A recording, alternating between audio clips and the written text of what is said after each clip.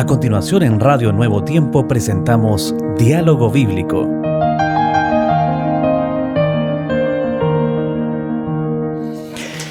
Muy bienvenidos, gracias por acompañarnos nuevamente en su programa Diálogo Bíblico. Y gracias porque Dios nos ha acompañado para llegar al final del estudio de este trimestre. Hemos visto Filipenses, ahora Colosenses y las últimas palabras de Pablo. ¿Cuáles serán? ¿De qué nos va a hablar? ¿De qué le habló a la iglesia de Colosa? Aunque Colosa no era un lugar que él conocía, esa iglesia. Incluso se dice que no se sabe quién la fundó por allí, ¿no es cierto? Pero Pablo amaba a esas personas y le escribió y les dice ahora permanecer en toda la voluntad de Dios. ¿Cuál será esa? Vamos a conversar de ese tema. Bienvenidos y bienvenido Pastor Luis Jerez. Gracias, Raúl. Aquí estamos una vez más con nuestros auditores que ven este programa. Esperamos que el Señor les pueda bendecir ricamente en sus planes, desafíos. Agradecemos también que nos están siempre siguiendo y compartiendo estos mensajes con otras personas. En esta semana estamos allí estudiando el tema final de esta epístola del apóstol San Pablo a los Colosenses. Es un final donde se mencionan muchos nombres. El apóstol Pablo era un hombre que tenía una riqueza en la comunicación y en las relaciones humanas. Hay muchas personas que trabajaron con Pablo, que recibieron su influencia cristiana, su influencia de líder. Él tenía equipos de trabajo, habían personas que lo ayudaban en el ministerio. Así como él viajaba tanto, se dice que Pablo viajó en todo su ministerio más de 20.000 kilómetros de a pie o en barco, etc. Este grupo de ayudantes que tenía Pablo, que se mencionan en este final de la epístola a los Colosenses, cada uno tenía su don, tenía su ministerio, pero todos ellos cumplían la voluntad de Dios. Y es por eso que el llamado del apóstol Pablo es que siempre hay una voluntad de Dios para todas las cosas que nosotros hacemos en la vida y que tenemos que buscarla. Nuestra mente a veces no está la voluntad de Dios, no está claro, y tenemos que preguntarle al Señor, como se decía en la lección pasada, orar mucho para conocer qué le parece bien al Señor y será el tiempo oportuno para esto o aquello. Así que aquí hay un texto que quisiera leer también, como dice el apóstol: todo lo que a mí se refiere os lo hará saber Tíquico, amado hermano y fiel ministro y consiervo en el Señor. La gente quería saber de Pablo, y el que iba a comentar las noticias de Pablo era Tíquico, que era un hermano fiel, ministro y consiervo en el Señor, el que iba a llevar las noticias de Pablo a las iglesias que necesitaban saber cómo está Pablo, cómo está en la cárcel, qué pasa, qué está pasando. Era algo que los hermanos tenían una gran inquietud.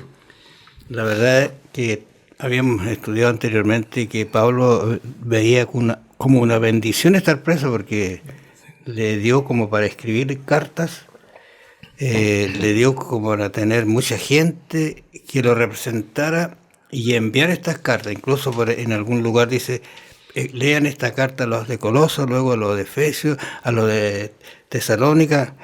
Interesante, él se organizaba de tal manera que la cárcel le sirvió como un lugar, como una bendición para llegar a todos. Ahora, estaba pensando que tú mencionaste algo de 20.000 kilómetros, quizás para tener una relación. ¿Qué es lo que significa eso? Uno de aquí a Arica son 2.060 kilómetros, es el 10%. Desde aquí, claro. De aquí en realidad queda de Chillán es un poquito más, 2.400 y tantos kilómetros. Pero para tener una relación. Eso lo hizo caminando mayormente, pero también en barco, no sé en qué otro transporte. Pero él dedicó su vida, y por eso es que dice que nosotros deberíamos hacer la voluntad de Dios, no basándonos en algún impedimento, en alguna situación que nos lleve a no tenerla. Ahora, él menciona algunas situaciones bien interesantes, porque yo creo que allí está la idea que nosotros deberíamos aprender las lecciones de evangelización que nos dio Pablo. Ese tipo se organizó de tal manera que tenía gente que lo representaba, tenía una persona que escribía, y aunque tenía ausencia de muchas cosas, quizá, no sé, de hambre, aunque le ayudaban, de frío, no sé, pero las cárceles no eran como las de ahora, Claro, pero aquí tenía tenemos una palabra de bendición para las personas. Bueno, en este capítulo 4, el apóstol menciona varios misioneros a los cuales él recomienda mucho. Tiene palabras de elogio para ellos, por ejemplo, Tíquico, fiel ministro y consiervo en el Señor. Luego tiene allí a Onésimo, amado y fiel hermano, que es uno de vosotros, es decir, era miembro de esa iglesia o vivía en ese lugar. Y luego menciona también a Aristarco, mi compañero de prisiones, os saluda. Allí tenemos a Aristarco, que es un compañero de prisiones porque estaba junto con Pablo, a lo mejor era un prisionero más cristiano allí. Y también allí menciona a Marcos, el sobrino de Bernabé, y lo recomienda, dice, porque habéis recibido mandamientos, si fuere a vosotros recibirle. En otras palabras, aquí hay una lista de nombres que son todos elogiados por el apóstol Pablo, y esto da mucho gusto porque el equipo formado por el apóstol era un equipo que tenía las credenciales divinas, tenía ese cambio en la vida, esa transformación, esa influencia espiritual, y Pablo oraba mucho por ellos. El apóstol cada día oraba para que estos ministros, estos jóvenes ministros, tal vez como Timoteo también que se menciona, pudieran hacer la obra del Señor, y era una preocupación suya que cada uno fuera un aporte para el crecimiento de la iglesia y no un estorbo. Estaba pensando que en algunas iglesias a veces hay grupos de oración, y en la semana hay unas personas, una parejita, un esposo, que se le entregan, ¿no es cierto?, algunos materiales para que ellos oren, y además la iglesia debe orar. Esto de evangelización es mucho más complejo de lo que uno piensa. Debería tener presente esas personas cuando se menciona, y también presente algunos vecinos que a lo mejor están incluso con situaciones adversas a nosotros, vecinos o otras personas. Orar por ellos con nombre y detalle. No sé si alguna vez te ha pasado que podría tú dar una oración a Dios de solo agradecimiento, complejo a veces, solo agradecimiento, pero si fueran pedidos, que sean pedidos por toda esta congregación, porque este es el tema de Pablo, evangelizar al mundo. Toda esta gente los enviaba, les encomendaba cosas, pero también oraba por ellos para que les vaya bien, y esas iglesias puedan recibir y leer y releer las cartas. Incluso en algún momento Pablo dice, léanla ustedes también.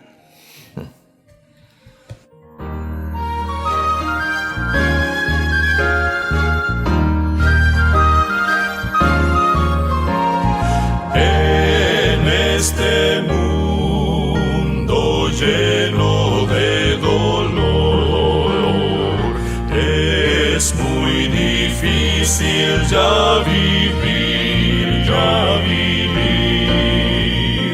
frente a las pruebas y la tentación.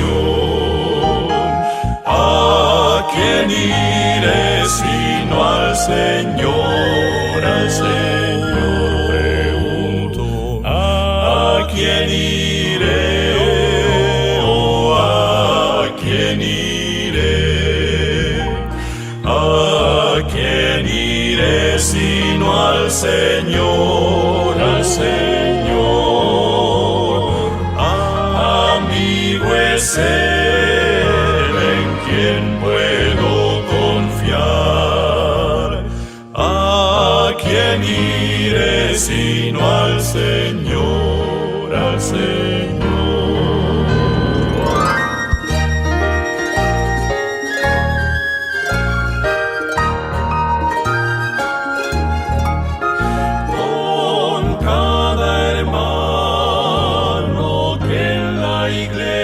Está. Comparto el amor de Dios y de Dios, pero si estoy en lucha luchas y aflicción. Acudo a mi buen Señor, buen Señor. ¿A quién iré? Oh, ¿a quién iré? ¿A quién iré sino al Señor, al Señor? Amigo es Él en quien puedo confiar. ¿A quién iré sino al Señor, al Señor? ¿A quién iré? ¿A quién iré? ¿A quién iré sino al Señor?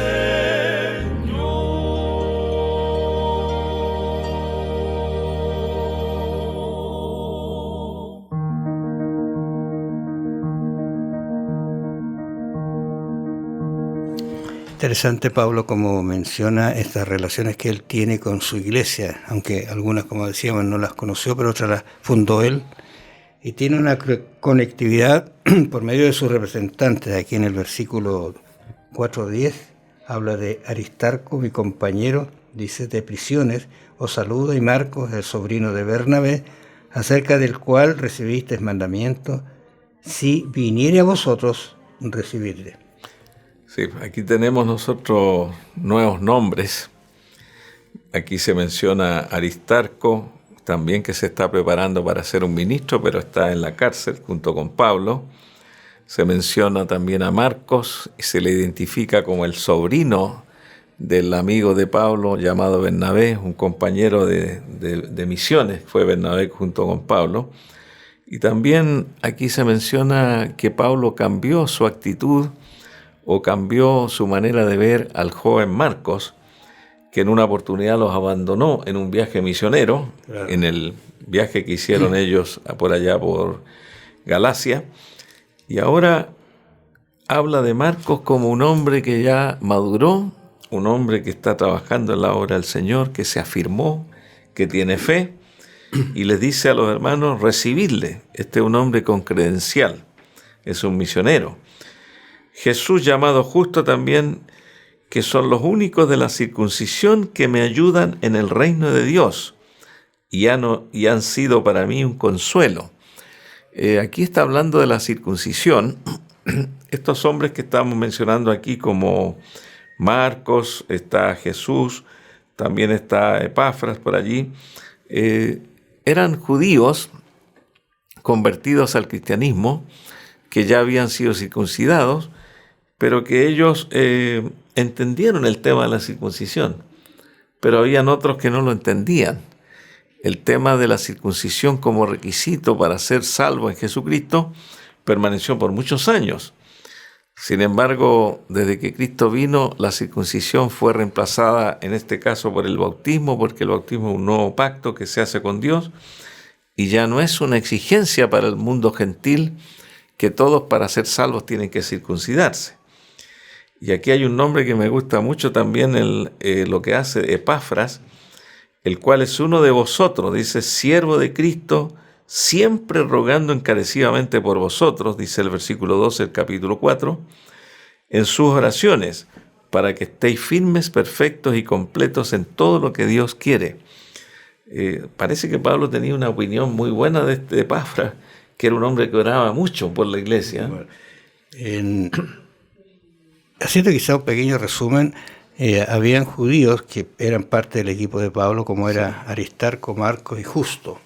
Sí. Pero también habían origen gentil, eso es interesante, la diversidad, claro, dentro de la iglesia. Ahí estaba Epafras, ¿no es cierto?, el fundador de la iglesia de Colosas, según se entiende. Estaba Lucas, el médico amado y bien, hombre, escritor excelente, historiador. Sí. Y Demas, mencionado aquí como parte del equipo, aunque en algún momento Pablo al final va a hablar de este Demas un poquito negativo. Pero aquí están, de origen judío 3 y de origen gentil 3 personas.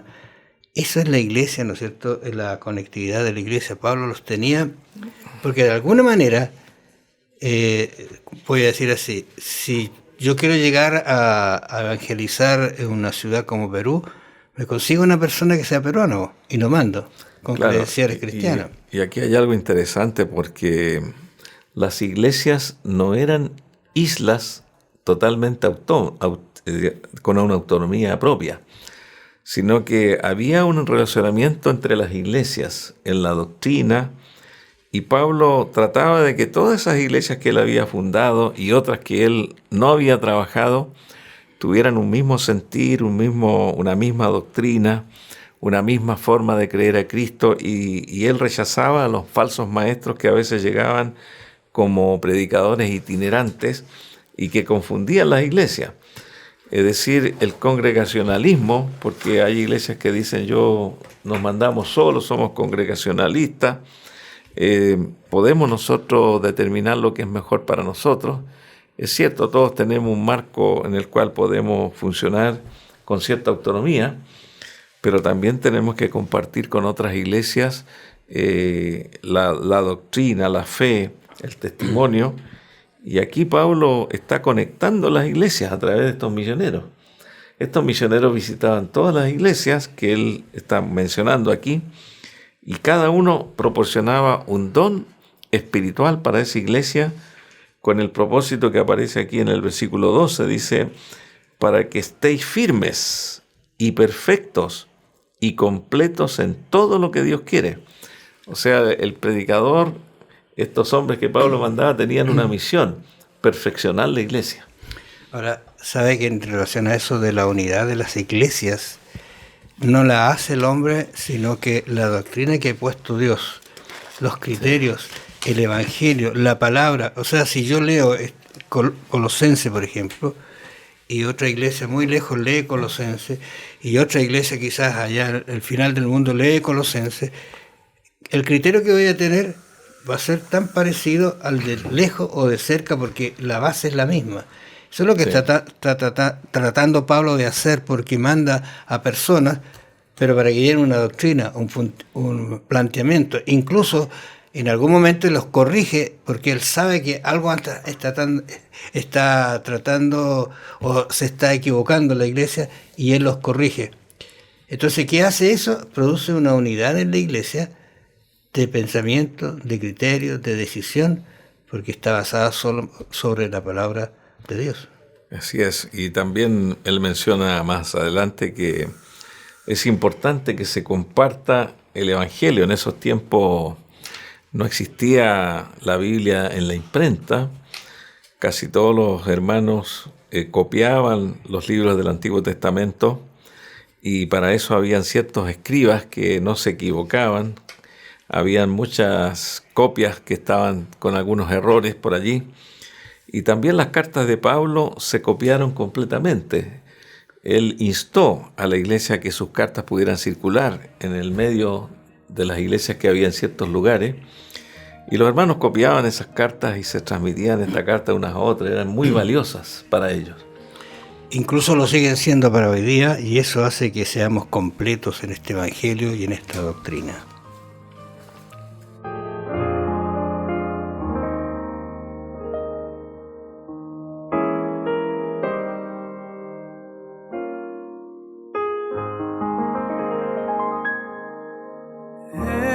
Este mundo necesita de obreros de valor que no teman y prediquen en el nombre del Señor. Tu talento escondido y mi fe débil está, mas confía en Jesucristo, su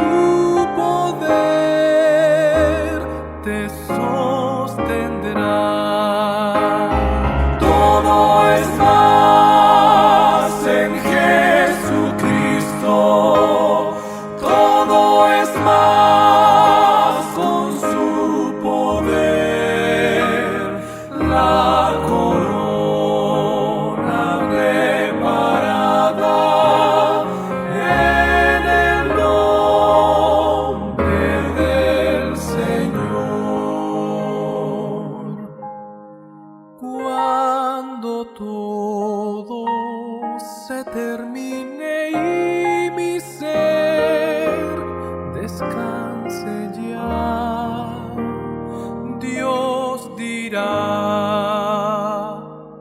a su pueblo: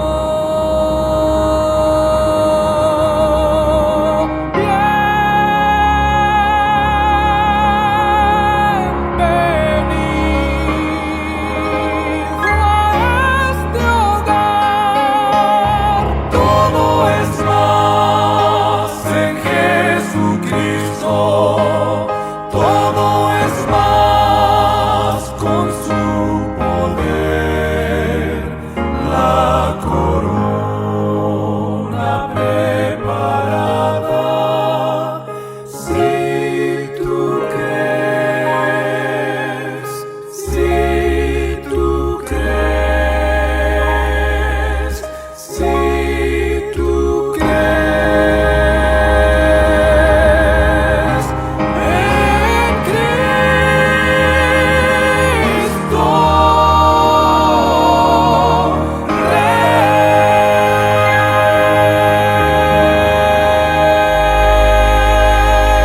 Rey.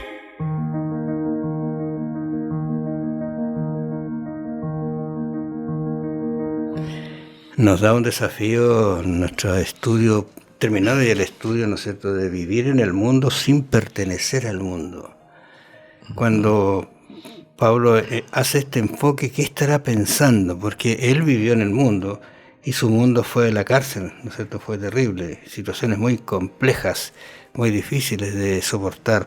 Cuando fue apedreado, cuando él dice 70 azotes menos uno o 40 azotes menos uno, porque al 40 ya la persona, o sea, el máximo que se podía dar. Entonces dice, ¿cómo ser del mundo pero no pertenecer al mundo? Claro, acá en el verso 14 del capítulo 4 de Colosenses, el apóstol dice: os saluda Lucas, el médico amado. Por eso nosotros sabemos que Lucas tenía este perfil o este título de médico de la época, y que era un amado cristiano. Se refiere al mismo Lucas que escribió el Evangelio según San Lucas, y que también escribió el libro Los Hechos de los Apóstoles, y que también se relacionó mucho con Pablo. Por eso que Lucas relata la vida de Pablo en el libro Los Hechos de los Apóstoles y cuenta la historia hasta el final. Incluso que algunos piensan de que mucho de su trabajo y de investigación que lo tuvo con Pablo fue producto del libro que sacó el de Lucas. Claro, nosotros no habríamos... Y de Hechos Sí. también. Claro, es un gran trabajo, una gran contribución para la Iglesia, que hasta el día de hoy disfrutamos la lectura del libro Los Hechos de los Apóstoles y el Evangelio que él escribió. Era prácticamente un amigo de Pablo y seguramente Lucas lo entrevistó, en fin, de persona a persona allí, y fue preparando esta historia inspirada de la vida de este gran hombre, el apóstol Pablo. Y también está Demas, que también aparece allí en la epístola de Timoteo, que es importante porque en el capítulo 4 de segunda de Timoteo dice: porque Demas me ha desamparado amando este mundo y se ha ido a Tesalónica. Aquí aparece este nombre como un misionero que abandona la obra, Un desertor, diríamos. desampara a Pablo cuando más lo necesitaba y se fue a Tesalónica. Sin duda que Demas tenía algo allí en Tesalónica, algún interés, y prefirió allí no oír la súplica que tal vez el apóstol Pablo le hizo: quédate aquí conmigo, ayúdame, acompáñame, y se fue nomás. Y el apóstol dice, bueno, se fue amando a este mundo, porque a lo mejor buscaba comodidad, algunos intereses particulares, y es por eso que la lección aquí cambia de giro, y nos habla de cómo debemos vivir nosotros en el mundo. A veces nosotros no queremos sacrificarnos por la obra de Dios. A veces pensamos, esto es mucho trabajo, ¿no? Traer una persona a la iglesia me significa ir a buscarlo, conversar, trasladarlo en el vehículo. Me toma tiempo, no estoy dispuesto a hacer sacrificios. Y muchas cosas no hacemos porque preferimos tener tiempo cómodo o tiempo para hacer nuestras cosas que tenemos que hacer, que sin duda son muchas cosas a las cuales tenemos que cumplir y estamos comprometidos. Es por eso que es importante siempre darle a Jesús el primer lugar y luchar a veces con nuestras cosas. Y creo que todos tenemos estos mismos problemas en el mundo, tenemos muchos compromisos y a veces si nos queda tiempo, tenemos tiempo para hacer alguna cosa para Dios. Ese es un llamado que Pablo está mencionando en este tema de Demas. Sí. Bueno, estos son dos contrastes en realidad, uno es Lucas y el otro es Demas. Uno amó a Jesús y a su reino y dice que permaneció hasta el final con Pablo. Sí. Y no tiene que haber sido fácil esa relación allí entre él y Pablo en ese instante. En cambio, Demas se entiende que tuvo amor por el mundo presente. Y por eso quizás se fue a un lugar más cómodo y abandonó el ministerio seducido por los placeres o la seguridad transitoria que tenía. Claro. Pero hay unos consejos que se dan en relación a los que esperan la segunda venida. Marcos dice la necesidad imperativa de velar y estar atento. También Tito dice renunciar a la impiedad y vivir sobria, justa y piadosamente. Y por último un consejo de Pedro, según de Pedro, dice vivir en santa y piadosa manera de vivir, esperando cielos nuevos. Sí, pues ahí tenemos nosotros estos escritores del Nuevo Testamento, como el apóstol Pedro, también como el apóstol Juan, que menciona y dice no améis a este mundo. Y tenemos allí a San Lucas, que la manera de vivir de los cristianos es una manera muy singular, muy especial. Como decía Jesucristo, están en el mundo, pero no son del mundo. Siempre el mundo ha sido muy influyente dentro de la iglesia cristiana y hay muchas iglesias que han pasado la barrera del límite y se han transformado en iglesias mundanas. Y es por eso que esta es una tentación para todos los que vivimos en este mundo. Hay muchos que aman el mundo. El mundo tiene ciertos atractivos, pero es un atractivo vacío que finalmente no llena las necesidades y la sed del alma. Es por eso que es el llamado que Pablo allí también está haciéndonos a nosotros. Y en el versículo número 16 del capítulo 4 de Colosenses, el apóstol Pablo da una recomendación. Y dice, cuando esta carta, se refiere a la carta a los Colosenses, cuando esta carta haya sido leída entre vosotros, haced también que se lea en la iglesia de los laodicenses, y que la de la Odisea la leáis también vosotros. El apóstol está recomendando que sus cartas puedan ser leídas no solamente por una iglesia y se beneficien con el contenido de esta misiva, de esta epístola inspirada, sino que se compartan estas cartas. Me imagino que nosotros sabemos que la carta escrita a los laodicenses nunca la pudieron encontrar. Muchos la han buscado.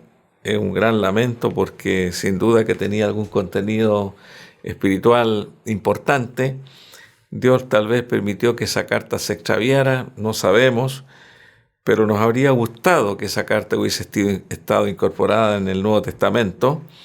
Así que esa es una recomendación paulina para las iglesias que él atendió. Bien importante esto de la iglesia de la Odisea, porque según proféticamente hablando, estos lugares representan un periodo de la iglesia. Y el último periodo es la iglesia de la Odisea, la odicense incluso, para hablar de la situación que tienen. Y que dice, llévense la Odisea y que ellos la lean también, porque la necesitan. Ahora, el mensaje de la Odisea es un mensaje que nos llega a nosotros también, porque Pablo acá, terminando su carta, dice, y decid a Arquipo: mira que cumplas el ministerio que recibiste en el Señor. Luego dice: las salutaciones de mi mano, de Pablo, acordado de mis prisiones. La gracia sea con vosotros. Amén. Sí, aquí tenemos a Arquipo, que tú mencionaste acá.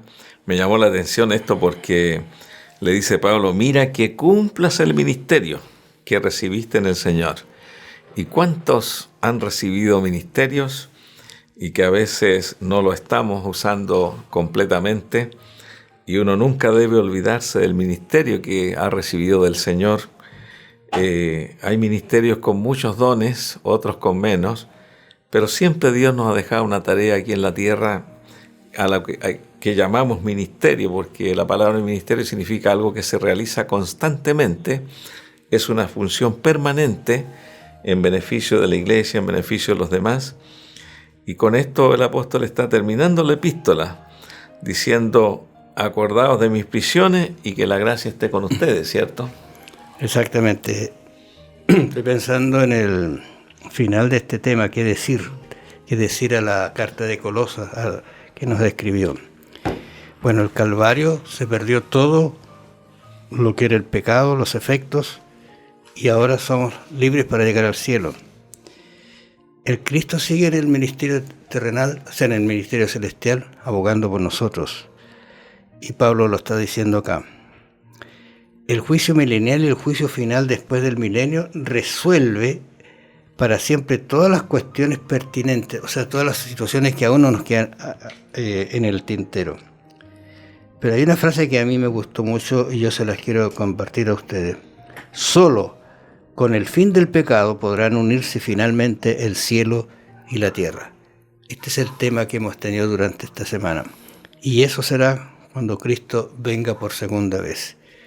Que el Señor los bendiga y los acompañe. Nos vamos a encontrar en algún momento en su programa Diálogo Bíblico.